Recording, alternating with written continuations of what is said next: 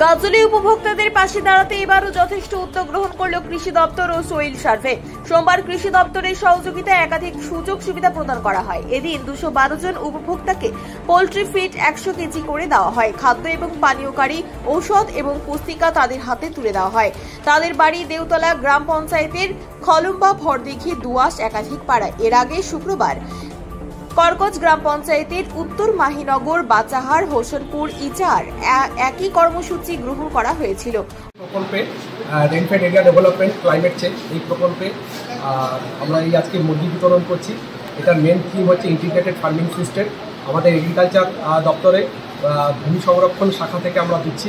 আমি assistant director agriculture soil survey Malda এবং সভাপতি কৃষি কর্মাধ্যক্ষ ব্লকের এডিএ সাহেব এবং আরও প্রত্যেক আধিকারিকদের সহযোগিতায় আমরা এই প্রোগ্রামটা করছি। আজকে 212 জন চাষিকে প্রত্যেককে 50টা করে মুরগি এবং একটা ফিডার ড্রিঙ্কার আর 100 কেজি করে আমরা খাবার দিচ্ছি। এরপরে আমরা এদেরকে পরবর্তীকালে অ্যাজোলা দেবো, যাতে চাষি ভাইয়েরা সেই মুরগিগুলোকে খাইয়ে যেতে পারেন, সেই ব্যবস্থাও আমরা করব। এছাড়াও আমরা 50টা করে গাছ দিয়েছি তাদেরকে এবং রাগি সিড দিয়েছি আমরা ধইঞ্চা সিড, সবুজ শাক এবং কলাই দিয়েছি, যাতে পালসের উৎপাদন এখানে বাড়ে। এবং পরবর্তীকালে আমরা যেটা করব সেটা হচ্ছে যে এখানে সর্ষে দেবো, সর্ষে এখানে ভালো চাষ হয় এবং সর্ষের সঙ্গে আমরা দেবো মৌমাছি, যাতে এপিআরি অর্থাৎ ক্লাইমেট চেঞ্জের সঙ্গে যাতে চাষি ভাইরা যুদ্ধ করতে পারে। কোনো একটা ইন্টারভেনশন যদি কোনো কারণে মার খেয়ে যায় ক্লাইমেট জন্য, ইন্টারভেনশনের জন্য, তাহলে আরেকটা জায়গা থেকে তাদের যাতে ইনকাম করতে পারে সেই ব্যবস্থা করাই হচ্ছে এই প্রোগ্রামের মূল উদ্দেশ্য।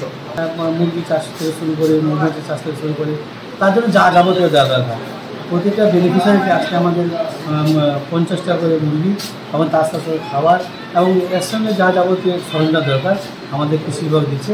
বিশেষ করে এখানে আমাদের উপস্থিত আছেন সঞ্জীববাবু, জেলা আধিকারিক, এবং ওনার টিম সমেত আছেন। এবং এই ডিপার্টমেন্টের সঙ্গে আমাদের গাজন ব্লক এডিএ সাহেব আছেন, মাসুদুল জাকির সাহেব। আর সবথেকে বড় কথা আমার কলিগ, আমার পঞ্চায়েত সমিতির কলিগ মহিবুল সাহেব, উনি প্রথম থেকেই সাথে লেগে আছেন। ওনাকে আমার তরফ থেকে অসংখ্য ধন্যবাদ এবং পুরো টিমকে, সঞ্জয়বাবুকে অসংখ্য ধন্যবাদ। আমি আগে বুঝতে পারিনি যে একটা মহাযজ্ঞ এটা চলছে এখানে।